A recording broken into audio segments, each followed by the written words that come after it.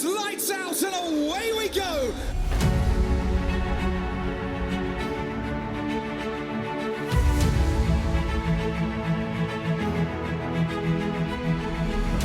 Esto es Entre Circuitos, tu podcast de motorsport.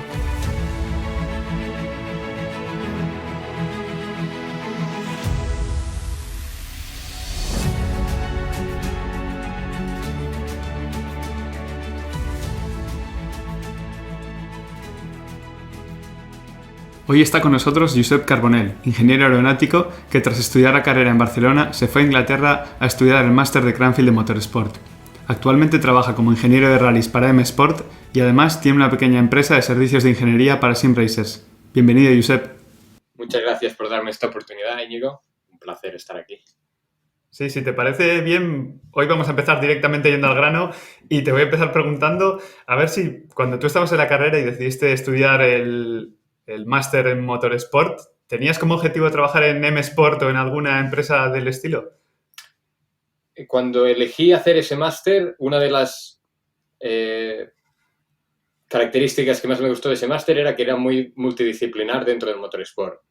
No estaba muy centrado o no estaba totalmente centrado en Fórmula 1, por ejemplo, y sí que nos daban datos y conocimientos también de, por ejemplo, carreras todoterreno, rallies, motos, que es una cosa que me parecía importante, que puede ser que otros másters estuvieran más centrados solo en fórmulas, por ejemplo, solo en pista. En este caso, el máster de Cranfield, que es el que yo hice, me dio esa variabilidad que después he podido aplicar en este caso. Porque tú has estudiado ingeniería aeronáutica, ¿verdad? Sí, yo estudié ingeniería aeronáutica en la UPC, en Cataluña, pero siempre mi principal interés había sido el motorsport, así que enseguida vi que la mejor opción para especializarme era hacer un máster de competición y en ese sentido elegí al fin el de Cranfield. ¿Y cómo así te decantaste por aeronáutica? Porque yo también cuando decidí estudiar una ingeniería tenía bastante claro que quería el motorsport, pero dudaba todo el tiempo si entre ingeniería mecánica e ingeniería aeronáutica y al final pues tiré un poco más por el lado de la mecánica. Sí, en ese sentido yo estaba siempre muy interesado también por el tema aerodinámico.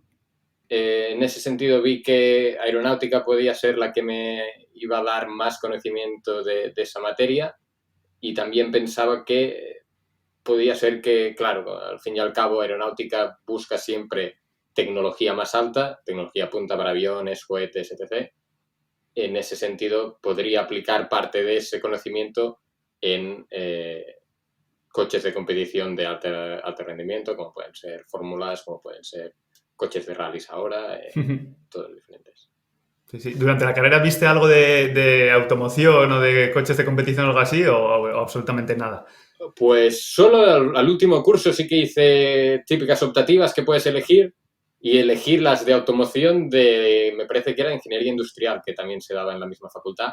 Entonces me dieron la opción de hacer las optativas de automoción, pero no, aparte de eso, todo lo demás solo en las primeras asignaturas, obviamente el primer año, que son muy, muy iguales, entre las dos carreras sí que se podían aplicar cosas, tema de dinámica, tema de propulsión, motores, sí, eso obviamente es lo mismo, pero después no, después todo el resto de aeronáutica obviamente estaba centrado en aviones, helicópteros, cohetes y satélites.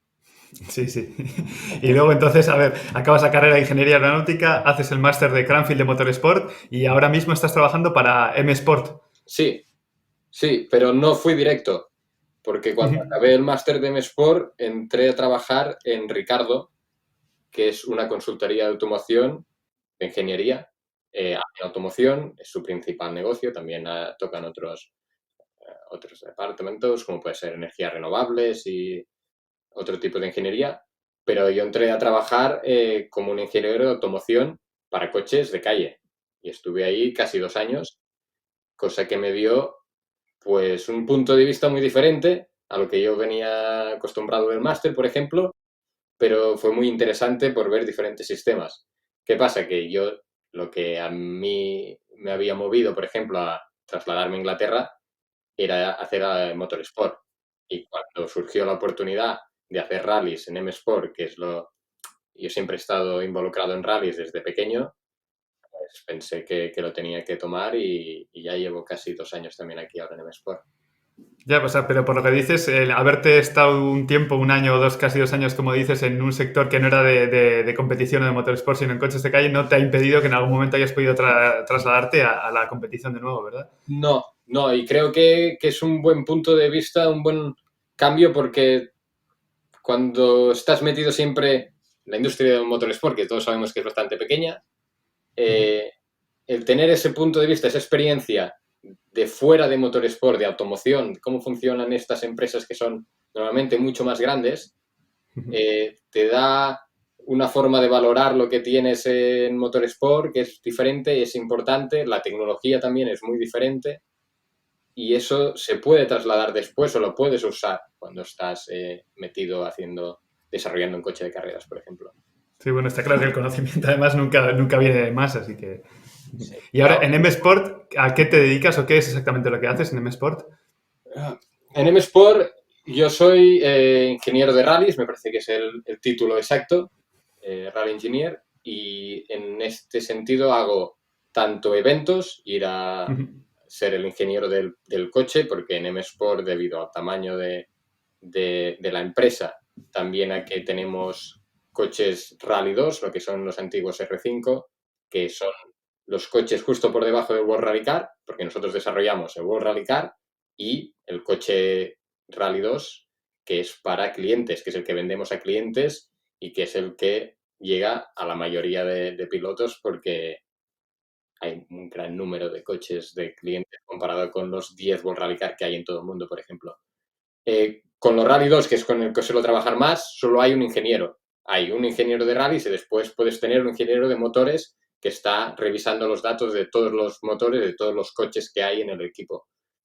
Pero cuando estamos en un evento tenemos un ingeniero por coche, en este caso sería yo en mi coche, y durante el evento me encargo tanto de la performance del piloto como revisar que todo esté bien en el coche, fiabilidad, coordinar con mecánicos cómo hacer el service, y ese es mi trabajo durante los eventos. O sea, que vendría a ser un poco lo mismo que lo que hace un ingeniero de pista cuando estamos en un circuito. Exactamente. La única diferencia es que en los equipos grandes de pista de Fórmula 1, por ejemplo, de cualquier categoría, sueles tener un data engineer, un ingeniero de datos, puedes tener un ingeniero de performance, después puedes tener un ingeniero de carreras, un race engineer. En este caso, en M-Sport y en la mayoría de equipos de rallies, sobre todo enfocado en la categoría de Rally 2, por ejemplo, un ingeniero tiene que hacer todo eso. Aparte del motor, que sí que tenemos un ingeniero de motores, todo lo demás lo tiene que hacer el Rally Engineer, el ingeniero de rally. Y eso Y por meternos un poco más en detalle, porque la verdad que incluso yo lo desconozco, y ¿en qué, o sea, qué nivel de detalles llegas a meterte? ¿O tú analizas un poco también la conducción, cómo se hace en pista? Obviamente tendrás que mirar todos los parámetros del coche para que estén funcionando bien. ¿Y qué tiempo se llevan? Porque entiendo que tendrás, pues eso, que los tiempos no tendrán nada que ver con un circuito, porque no irás, bueno, que doy 10 vueltas, entro y miro, ¿no? Como un poco, ¿cómo es la dinámica de trabajo? es diferente y sobre todo depende en el tipo de cliente, en el tipo de piloto que tengas. Porque igual que pasa en pista, por ejemplo, tenemos también muchos gentleman drivers, tenemos mucha gente de diferentes niveles compitiendo. Entonces, no puedes ir a analizar o ir a buscar el mismo detalle en un gentleman driver que lo que quiere es estar cómodo en el coche, disfrutar de la experiencia, no tener problemas, que en el piloto que sí que está buscando el resultado. Entonces, ahí entramos diferentes niveles, las prioridades son claramente diferentes y, claro, cuando intentas analizar, como decíamos, la conducción, es bastante diferente a circuito, porque circuito tú sabes en cada vuelta dónde está, cómo es la curva, qué condiciones tiene, puedes comparar vuelta tras vuelta. Eso en rallies es completamente imposible, es imposible. ¿Por qué? Porque es que aunque tengas dos coches, por ejemplo, en el mismo equipo, la mayoría de rallies que no suelen ser en asfalto, las condiciones son diferentes. Cuando ellos pasan por el mismo tramo, si el primer coche que tienes es el número 5 y el segundo coche es el 15, claro, ha habido 10 coches entre medias, la superficie es completamente diferente. no tiene nada que ver. Entonces, eso ahí hay mucha diferencia. No sabes exactamente cuál es la trazada que está haciendo, porque, sobre todo, por ejemplo, si estamos hablando en el Rally 2, que son lo que tienen la mayoría de gente, pues el número de sensores está muy limitado. Hay muchas cosas que no puedes tener, porque no estás en un World Rally Car y la regulación te limita en ese sentido lo que puedes tener y lo que no de sensores. Entonces, es un poco difícil. Puedes comparar con tus compañeros, sobre todo si hay puntos, curvas importantes, o si ha pasado algo, un evento, si te dice, no, es que hemos tenido este salto aquí y, yo qué sé, tenemos que evaluar aquí, o en esta otra curva, pues se me iba mucho de atrás, lo que sea. Entonces, Ya, que vas a puntos mucho más concretos, ¿no? Que no es tan general y comparar una vuelta tras otra, sino pues cositas que te van diciendo. Porque tú puedes estar viendo que cuando llega el piloto y tú recibes los datos de, por ejemplo, 3 tramos seguidos. Cada tramo tiene, depende, 10, 15, 20 kilómetros. Obviamente tienes que intentar evaluar todo, pero tienes que hacerlo en un tiempo limitado. Después sí que tienes tiempo de entrar más en profundidad, pero esto ya es después de que el piloto ha salido o por la noche, pero ya el piloto ya ha hecho el siguiente tramo, porque no tienes tiempo de verlo todo antes de que vuelva a salir. Entonces, bueno, es acostumbrarse, es una experiencia un poco diferente. Sí que yo estaba al principio más con la idea de pista, por ejemplo, de lo que decías tú, pero cuando entras en rallies las prioridades son muy diferentes. No vas a buscar la décima exacta aquí, sino vas a buscar segundos, sobre todo, cuando tienes esa gran diferencia. Ya. Y existe también la figura del driver coach como usan en circuitos, porque antes no sé, pero por lo menos ahora los pilotos, casi todos los punteros van con su driver coach, o por lo menos lo comparten entre 2 pilotos así, y es el que les ayuda a ver todos los vídeos y pues el ingeniero sigue mirando la data y obviamente algún vídeo que otro analiza, pero el que le da la mayoría de tips de conducción y así es el driver coach. Sí, hay algunos pilotos que sí que tienen driver coach. Normalmente, por ejemplo, si mi piloto tiene driver coach, yo acabo trabajando con él, con el driver coach y comparando con él o poniendo puntos en común. Pues si él ve algo en el vídeo, lo comprobamos en los datos y al revés. Sí que podemos trabajar juntos muchas veces, pero ya te digo, puede que no sea tan usual como en pista ahora mismo. Sí que hay pilotos, pero no todos lo tienen. Ya. ¿Y cuánto de común tiene un coche de estos con un coche de calle? No los World Rally Car, que esos me imagino que tendrán muy poquitos, sino con los que estás trabajando tú ahora mismo. Poco. Cada categoría lo limita mucho lo que puedes obviamente tocar y no.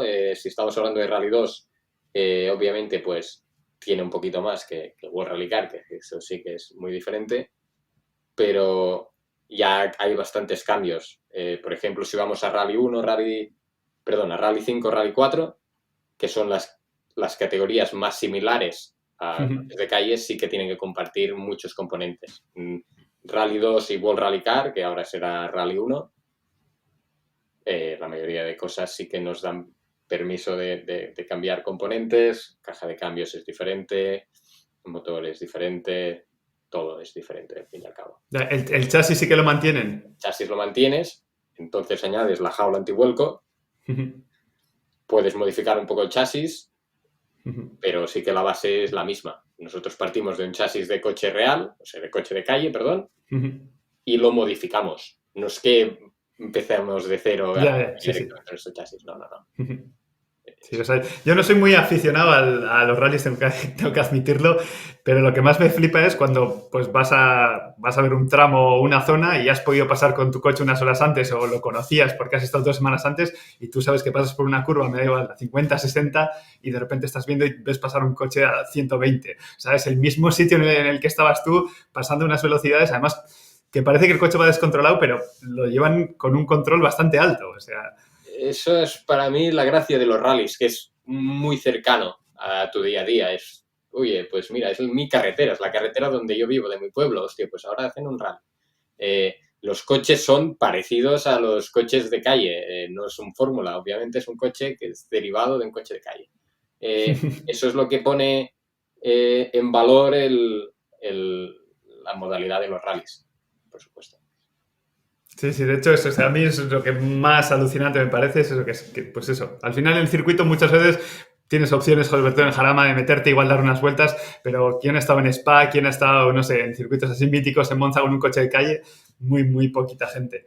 Y al final, no sé, te hace vivirlo de más cerca, aunque creo que no, problema, no quiero llamarle problema, pero es más difícil seguir un rally porque al final se alarga, no es un día una carrera de 2 horas, hay tramos, es más difícil seguir quién va primero, quién va. Entonces, eso como que dificulta un poco al aficionado el seguimiento de los rallies, pero bueno.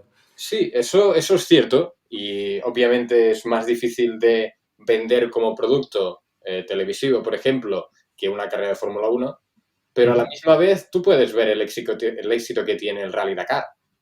La gente lo sigue y el Rally Dakar son 2 semanas. Sí, Y, sí. y también no acaba el primer día ni el segundo, tienes que esperar 2 semanas para ver el resultado y la gente o los aficionados están pendientes de cómo va y cómo cada día, cómo cambia la carrera. En ese sentido es parecido. Yo creo que puede ocurrir. Ahora, estos últimos años, hay lo que se llama el World Rally Car Plus, que lo puedes ver en directo, todos los tramos por internet. Y yo creo que eso ha abierto las puertas a seguirlo de una forma brutal. O sea, antes era sobre todo por la radio que lo podía seguir en directo. Estaba en el tramo y sí, iba a ver un tramo y seguía a los otros por la radio. Ahora es que incluso los pilotos, antes de salir al tramo, están viendo lo que están haciendo los pilotos que han salido 5 minutos antes que ellos para ver cuáles son las condiciones en cada punto del tramo. Oye, pues mira, en el kilómetro 2 hay 3 curvas que ahora hay hielo y antes no lo tenían las notas. Pues los chicos lo apuntan rápidamente para adecuar su conducción en ese punto. Eso es una cosa que ha hecho un cambio gigante. Sí, sí, qué interesante, no sabía que esto estaba funcionando así ahora mismo. Sí. Sí. Y ya veo que los rallies te gustan mucho. De hecho, antes has dicho que te comenzaste en el motorsport un poco gracias a los rallies o porque estabas involucrado de alguna manera. ¿Has corrido en rallies o...? Yo era copiloto de rallies de regularidad, con coches clásicos sobre todo al principio, y eso es que mi padre, el año que nací, justo antes de que yo naciera, se compró un Datsun 240Z del año 70, coche que en España hay muy pocos, un deportivo. Y Sí, tengo que decir aquí, si me permites interrumpirte, que no lo conocía, pero mirando un poco, investigando sobre ti, he visto las fotos y me ha parecido espectacular el coche. Así que el que no lo conozca, que lo escriba en internet y lo mire porque sí merece la pena. Es súper bonito el coche. Es un coche que no se vendió casi en España, en Europa, solo en Inglaterra se vendió con números buenos, se vendió sobre todo en Estados Unidos. En Estados Unidos sí que hay mucho afición de este coche. Y es un coche que es el predecesor a Nissan 350Z o 370Z, que ahora sí que podemos ver más por la calle. Él se compró ese coche y desde ese momento, el año que yo nací, empezó a hacer él rallies de regularidad. Entonces, yo toda mi vida, desde que era un enano, estaba viendo cómo él iba a los rallies cada mes o cada 2 semanas o lo que fuera. Y si nos puedes explicar en qué consiste un rally de regularidad, porque la primera vez que lo escuché fue cuando creo que nuestro amigo en común, Ander Fraile, me dijo que él iba a participar en uno en Inglaterra, que me imagino que fue contigo, ahora que lo estás contando, y ahí es cuando lo conocí, pero... Eso fue una aventura también muy buena. Un rally de regularidad es básicamente, puede ser en carretera abierta o carretera cerrada. Normalmente suele ser en carretera abierta, con tráfico, y tú tienes que atenerte a las normas de circulación, obviamente, y no puedes sobrepasar la velocidad límite ni hacer ninguna locura fuera de las normas de circulación. Lo que te marcan es en cada tramo un tiempo o una velocidad promedio, que esa velocidad promedio puede ir cambiando a lo largo del tramo. Pueden decirte, los primeros 3 kilómetros tienes que ir a 50 kilómetros por hora, después 500 metros a 30 kilómetros por hora, porque, yo qué sé, pasas por dentro de un pueblo o cosas de estas, después vuelves a cambiar y vas haciendo cambios de media, pero al fin y al cabo es ceñirte al tiempo ese que ellos te han marcado a la décima de segundo. Claro, ahí entran en juego tanto que tú tienes que hacer mientras controlas esa velocidad, tienes que hacer navegación, tienes que no perderte a coger la carretera porque no puedes ir a entrenar esos tramos, ya que los tramos son secretos nuevamente hasta que llegas al rally. Y también tienes que tener en cuenta que hay tráfico, que si tú tienes que ir a 50 kilómetros por hora, pero tienes un señor delante yendo a 40 kilómetros por hora a comprar el pan, después tendrás que intentar recuperar ese tiempo de alguna forma. Sin saltarte los límites de velocidad. Sin saltarte los límites de velocidad, pero los límites de velocidad parecen muy bajos, pero claro, tienes que mantener ese límite de velocidad también en las curvas cerradas, por ejemplo. Ahí es donde nosotros siempre nos decían, sí, es que en las rectas no vais rápidos, pero claro, llegas a la curva y es que no frenáis, claro, porque tenemos que intentar mantener la misma velocidad. Entonces es una modalidad que ha crecido mucho en los últimos años en España, en Cataluña, sobre todo en País Vasco, yo sé que ha crecido. Normalmente suele ser con coches clásicos, porque es un poco más auténtico, más divertido. Y es una forma asequible de tener un fin de semana de carreras divertido, porque los rallies no paras en este tipo de rallies. No hay paradas de 2 horas para hacer un service, para cambiar, arreglar el coche. No, es todo el día un tramo detrás de otro. Como son coches de calle, ritmos de calle, no tienes que preparar un coche, no tienes por qué ponerle una jaula de antivuelco, por ejemplo, no tienes por qué poner neumáticos de carreras. Entonces, es una forma asequible de competir, divertirte y yo ahí es donde empecé. Porque como decía, mi padre lo hacía desde que yo era un niño, yo siempre había querido y me parece que la edad mínima para ser copiloto era a los 12 años, pues a los 12 años yo estaba haciendo el rally y desde entonces toda mi vida. Que bueno, además cuando tú tenías 12 años, el GPS, creo que si no estoy calculando mal tu edad, pues ahí, con libros tenía que ser o mapas, ¿no? Sí, siempre. Nosotros seguimos, nos dan un roadbook, como los rallies de velocidad, que te dice pues cada intersección que hacer o cada desvío que tienes que tomar y tú tienes que seguirlo. A veces sí que hay un poco de duda, porque a veces no está claro del todo lo que te está diciendo el roadbook y ahí es donde entra la experiencia del copiloto y bueno, y está un poco la gracia ahí también, la navegación. ¿Y estos rallies de regularidad son lo mismo parecidos a los eco-rallies o no tiene nada que ver? Pues justamente yo acabé haciendo en mis 2 últimos años en España eco-rallies, en este caso con Mazda. Estamos el equipo oficial Mazda, que estaba hecho por TAC, que era una empresa de eventos de conducción y cursos de conducción liderada por el gran Joan Arnella. Me contactó si yo quería participar como copiloto, ya que llevaba haciendo los rallies de regularidad de clásicos como 7 o 8 años en ese punto. Y los últimos 2 años hicimos las ecoseries, que son eco-rallies, en este caso era campeonato catalán, con Mazda, ganando el segundo año, que fue justo antes de que yo me fuera a Inglaterra. Y sí que era parecido, la única diferencia es que en los eco-rallies pues también cuenta el consumo de combustible, por eso lo de eco. Entonces había ahí un balance de tenemos que ir un poco más rápido, pero si ahora damos gas vamos a gastar mucha más gasolina que el rival. Entonces eso ya era un nivel un poquito, una capa más de complicación, pero muy divertido. También lo disfruté mucho esa época.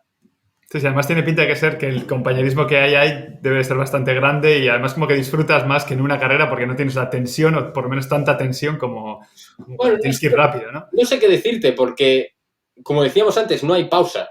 Estás todo el día, desde que empieza el rally hasta que acaba, o de enlace yendo al tiempo justo para llegar al siguiente control o dentro de tramo. Entonces, no hay descanso. Y a veces, yo en clásicos habíamos hecho rallies de 2 días que dormías, puede que 3 horas o 4. Acababas a las 4 de la mañana y a las 7 tenías que volver a salir. Y es que eran 2 días casi sin parar, no sabías ni dónde estabas, ni qué hora era. Estabas solamente concentrado en eso todo el día. En los rallies de verdad, de velocidad, en las carreras, hay mucha pausa, si te das cuenta. Haces una sesión de entrenos, que 1 hora, hora y media, paras, porque ahora está entrenando otra categoría. Tienes tiempo de descansar, mirar datos, comprobar, volver a salir más tarde. Eso no es lo mismo. En un rally de regularidad no hay esas pausas y es todo el día a piñón. Ya, qué interesante. Sí, no conocía esta modalidad o no en tanto detalle, vamos. Sí, es una cosa menos extendida comúnmente, pero sí que está creciendo muchísimo en los últimos años y, bueno, tiene su interés. Bueno, cambiando de tercio totalmente ahora y volviendo un poco para atrás, volviendo al máster, para que la gente que se está pensando hacer un máster o no hacer un máster, ¿cómo de diferente es un máster a una carrera? ¿Es más duro? ¿Es menos? ¿Está mucho más especializado? Obviamente estás muy especializado. Para mí uno de los puntos importantes es los contactos, pero también la experiencia que te da en cuanto a usar, por ejemplo, en competición, nosotros usábamos túneles de viento o usas otros sistemas que normalmente no tienes a mano en una carrera, a no ser que sea en un caso especial. Y el contacto que tienes con empresas, que puedes ir a visitar empresas, puedes tener prácticas en empresas, ya depende de cada máster. Después, los proyectos también son muy importantes porque estás haciendo un proyecto como si fuera un caso real, con las instalaciones que necesitas y que usarías en un caso real, y eso para mí es una experiencia que después es muy usable en tu día a día. Ya te alejas un poco de la parte más teórica que normalmente se suele hacer en la carrera y ya te centras en las cosas más prácticas, en el lado más práctico de esta especialidad. Sí, vamos, que te acerca un poco más a lo que es la industria, no solo de motorsport, sino de la automoción en general, ¿no? Exacto. Sí. Eso es para mí uno de los puntos importantes y, por ejemplo, una de las razones por las cuales también al final acabé decidiendo venir a hacer el máster a Inglaterra era porque en ese momento pensé que había más posibilidades de estar en contacto con equipos de competición en Inglaterra por proximidad que por ejemplo, en España, ya que el número está claro. de competición en pocos países del mundo hay tantos como en Inglaterra, la cuna del motorsport. Sí. ¿Y tu idea por ahora es seguir en Inglaterra o en algún momento estás pensando en volver a España o todavía no? Bueno, yo creo que todos miramos en un futuro volver a España, pero yo de momento estoy muy contento en Inglaterra, me siento como en casa y las posibilidades o los proyectos que puedo tener aquí son los que de momento me interesan y quiero seguir haciendo y seguir creciendo en este sentido en la industria por aquí.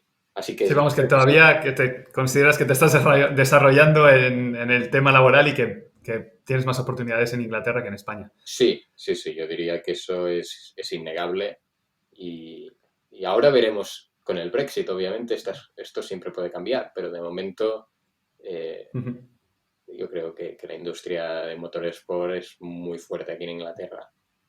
Y De hecho, por lo que he podido leer, acabas de lanzar una empresa que son servicios de ingeniería para sim racers. sí, es Grip Engineering. En este caso, lo que ofrezco en esta empresa es los conocimientos y los métodos que usamos en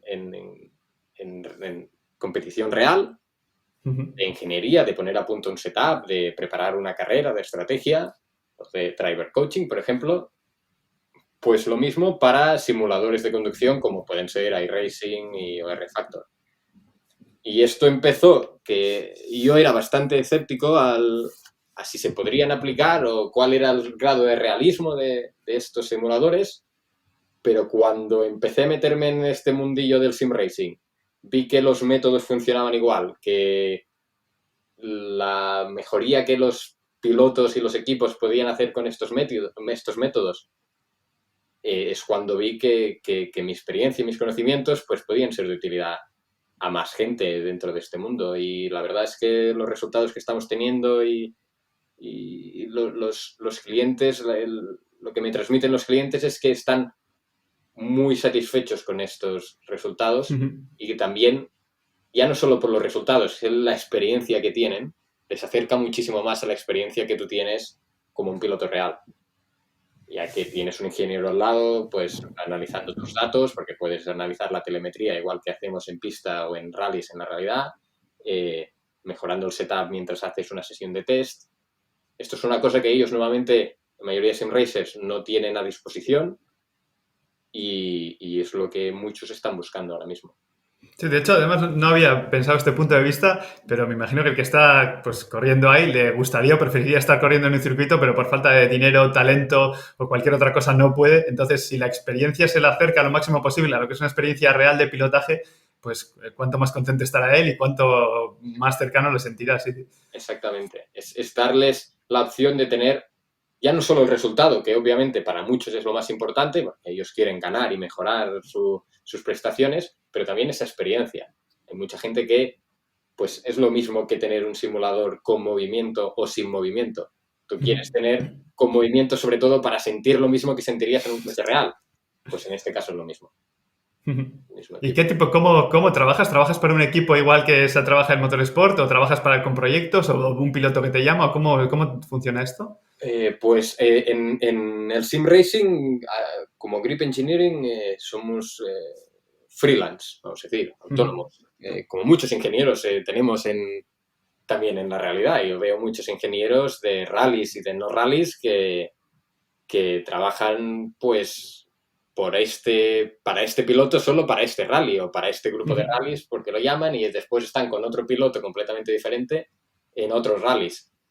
En este caso en Sim Racing, debido a que es como se mueve ese mundillo, pues también los diferentes equipos contactan conmigo y pues encontramos diferentes acuerdos para trabajar conjuntamente y sacar las máximas prestaciones de lo que ellos estén interesados.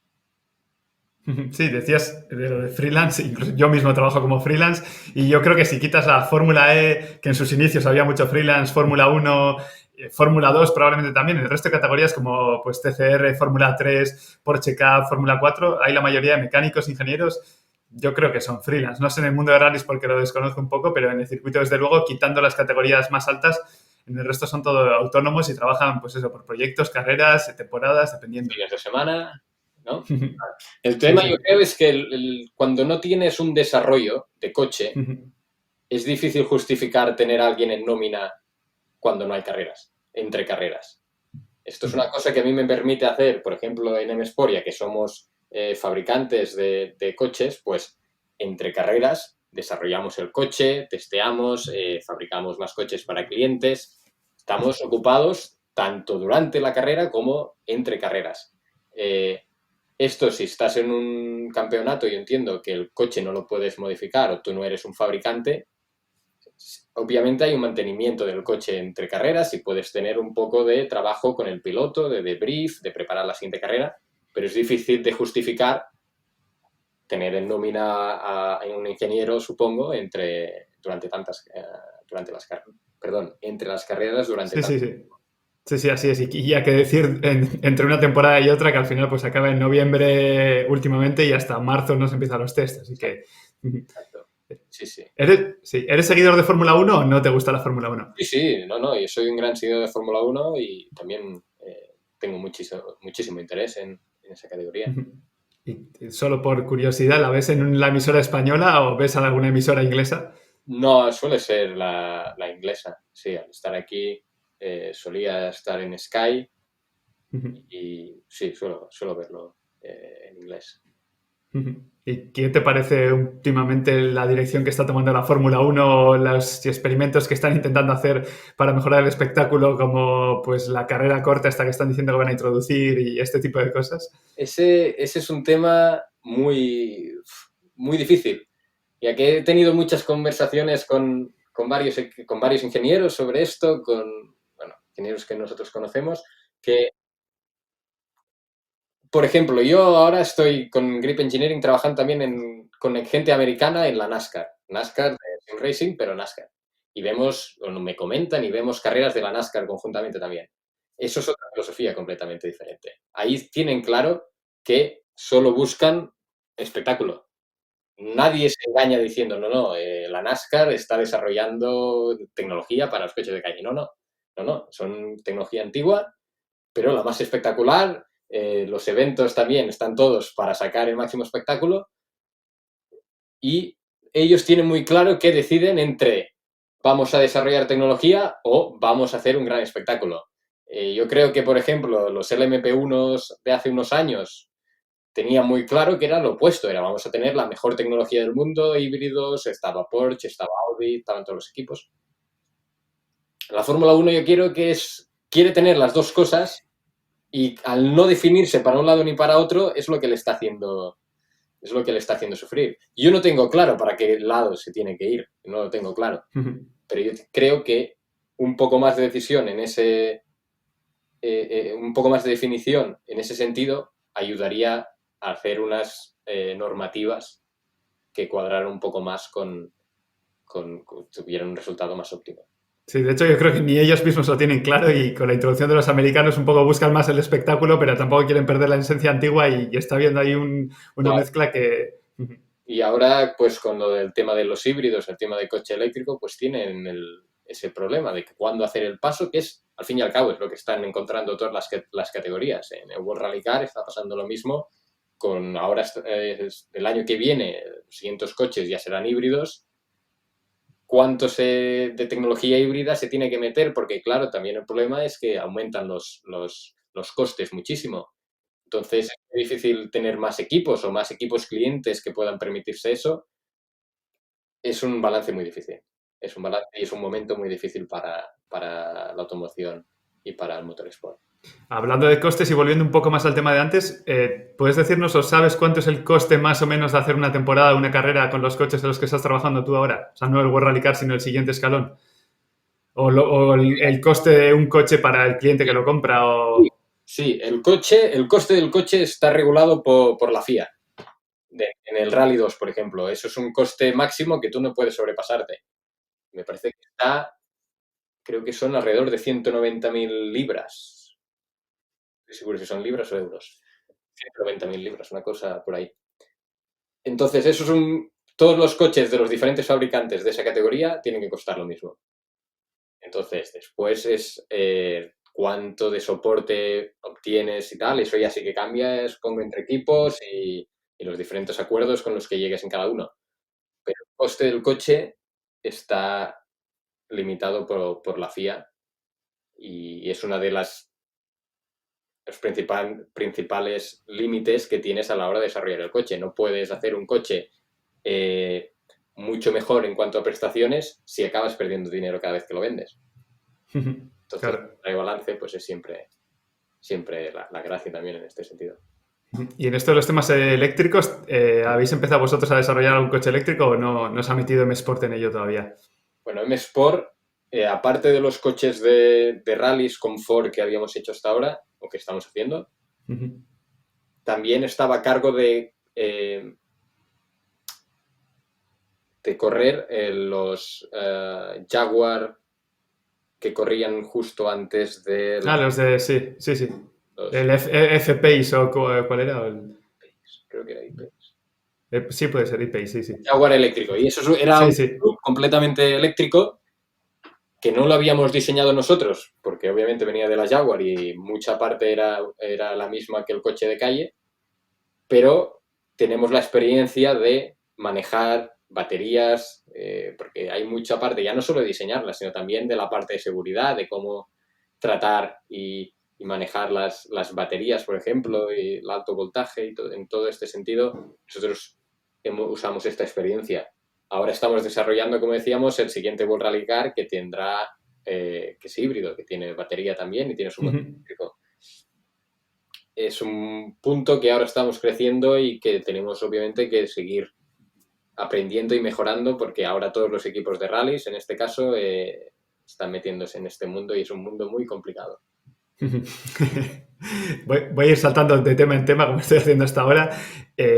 Cuando viajas, porque me imagino que te toca viajar bastante, además de escuchar el podcast de Entre Circuitos, que estoy seguro de que lo escuchas, ¿lees también libros? ¿Lees libros técnicos? ¿Cómo te entretienes cuando viajas? Sí, un poco intento hacer una mezcla porque a veces necesitas desconectar y obviamente todos los libros técnicos no dejarían desconectarme, pero sí que me gusta mantenerme al día de la técnica con diferentes libros, a veces técnicos de ingeniería, también hay muchos libros de diseñadores, por ejemplo, está el típico de Adrian Newey, pero ahora estoy leyendo, por ejemplo, el de John Barnard, que era diseñador jefe en varios equipos de Fórmula 1 y es también, por ejemplo, lo que... Bueno, esa experiencia, ¿no? Una biografía de una persona que ha llegado tan alto en este mundillo, pues es siempre muy interesante. Y a ver si me puedes ayudar, porque hace poco lancé la pregunta en las redes sociales y no obtuve, tengo que decir que ninguna respuesta sobre un libro técnico en rallies, más tirando a dinámica vehicular, suspensión y demás. Todos me hicieron referencia a que si el Milliken, que el de Tune to Win, el otro, porque al final pues la dinámica pues es física y es la misma para todos los coches, y a día de hoy sigo sin saber de un libro concreto específico sobre rallies de este tema. Ahora mismo no estoy seguro en cuanto a cómo hacer el setup de un coche de rallies. Específicamente para rallies, yo diría que no hay ninguno que de mi conocimiento. Debería darle una vuelta y...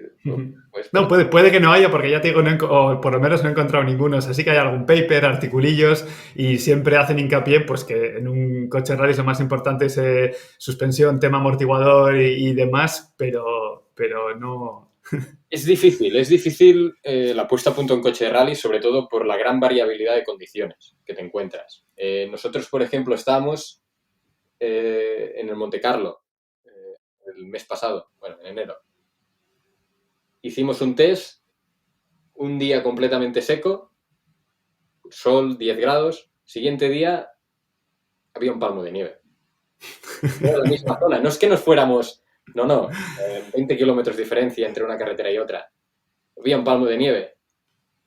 Y durante el rally, por ejemplo, Monte Carlo, que es el peor de todos en ese sentido, en cuanto a variabilidad, te encuentras desde completamente seco a completamente nieve, a mojado, a un